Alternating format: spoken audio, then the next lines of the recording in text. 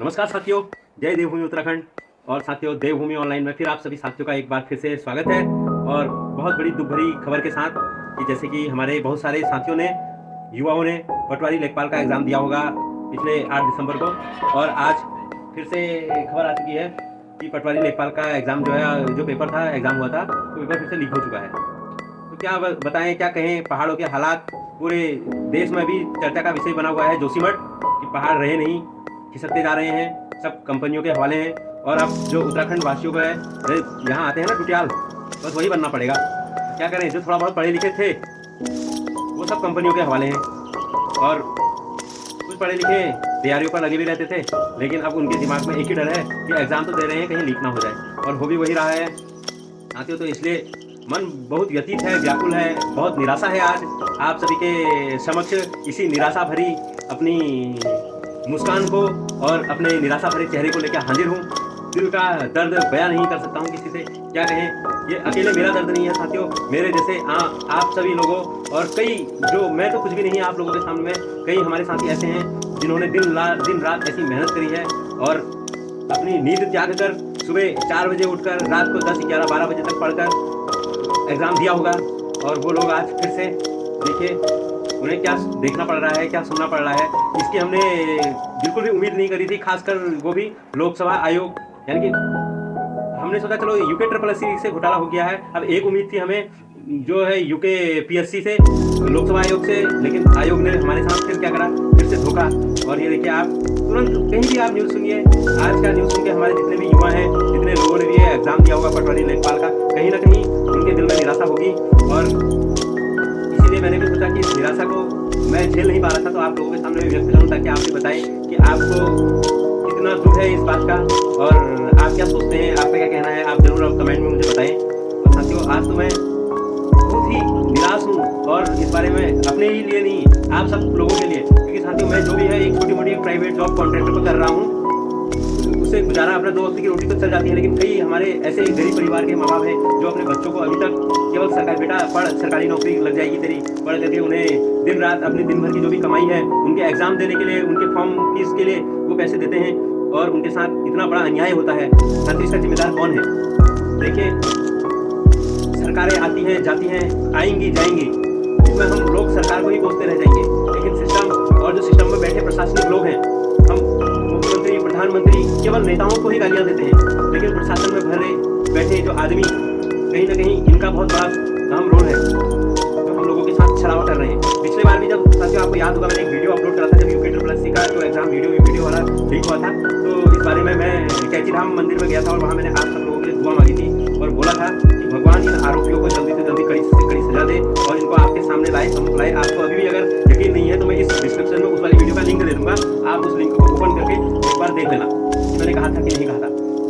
साथियों, ये इतना अन्याय हमारे साथ हुआ, चलो भगवान ने हमारी सुनी, उनको पकड़ भी लिया। हाकम सिंह बहुत बड़े नेता है, मैं हाथ जोड़ के बोलता हूँ, आज उनसे भी मेरी मुलाकात हो जाती है, एक बार मेरी भी सरकारी नौकरी लग जाती।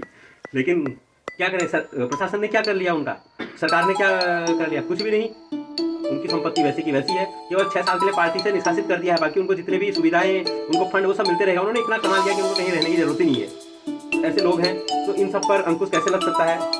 ये बहुत ही सोचने वाली बात है, और हम सब लोगों को, हम सब युवाओं को एक बार एक होकर एक आवाज़ में सरकार के खिलाफ खड़ा होना पड़ेगा, और इसके खिलाफ कड़ा एक्शन ताकि सरकार ले। जिन लोगों ने इतना अपना समय बर्बाद कर दिया है, इतने पेपर दे दिए हैं, उनका रिकॉर्ड देखे कि किसने कितने पेपर दे दिए हैं, कितने एग्जाम दिए, उसमें उनके कितने नंबर थे, इस आधार पर आप उनको नियुक्तियाँ दें। ये सब भूल जाए कि वो पास हुए, हम पास कैसे हुए।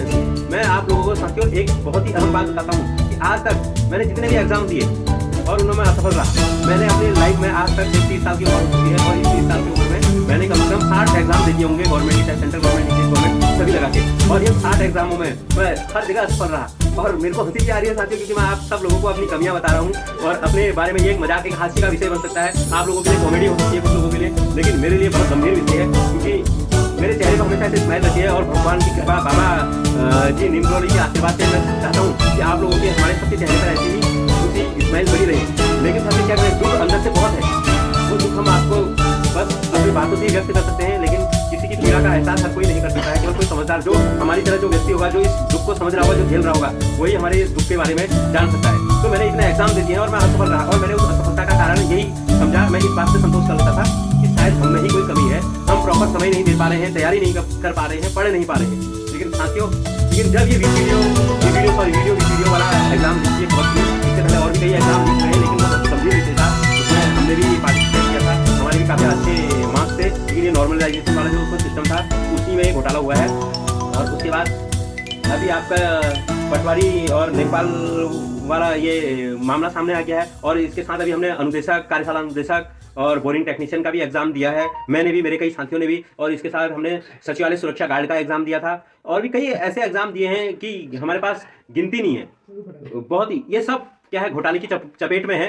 चाहे आयोग को कुछ भी बोले कि एक इसे क्लीन चिट दे दी है, क्लीन चिट देने वाले भी वही हैं और घोटाले करने वाले भी वही हैं, पैसे लेने वाले भी वही हैं, और जो ठगे जाने वाले हैं वो आप और हम। अब आपको डिसाइड करना है कि आपने करना क्या है, और हमें डिसाइड करना है कि हमें करना क्या है। साथियों, सरकार, एक बार हम नरेंद्र मोदी के इस कथन का बहुत ही हास्यात्मक पद था ये, कि जब उन्होंने बोला था कि पकौड़े बनाओ, चाय बेचो, रियल में ये उन्होंने आने वाले भविष्य की सच्चाई को बोल दी थी कि हमें यही करना पड़ेगा। जॉब की जो उम्मीद है, आशा है, ये हमें सब छोड़नी पड़ेगी और हमें ही कुछ स्वरोजगार करना पड़ेगा। अब स्वरोजगार में भी हम करें क्या, इसमें भी हम सब बहुत ही असमंजस में हैं, क्योंकि दुनिया भर के तो हमें टैक्स भरने पड़ते हैं। अब हर तरीके से जो भी है, घेरे में सरकार ही आ रही है। सरकार हमें उधर रोजगार नहीं दे सकती, इधर बोलती है स्वरोजगार करो, और स्वरोजगार के लिए कुछ छूट नहीं दे सकती।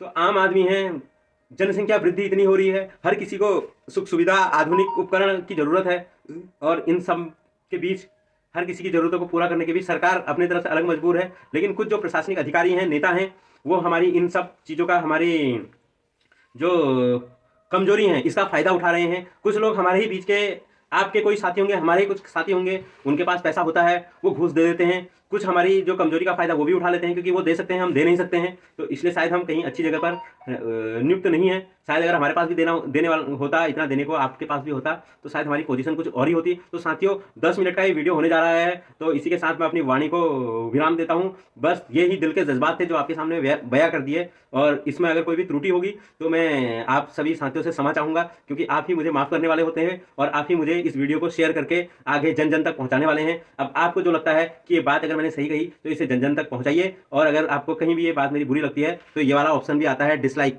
और बाकी ये करना है, ये आपकी मर्जी। इसी के साथ अपनी वाणी को विराम देते हुए, जय देवभूमि उत्तराखंड।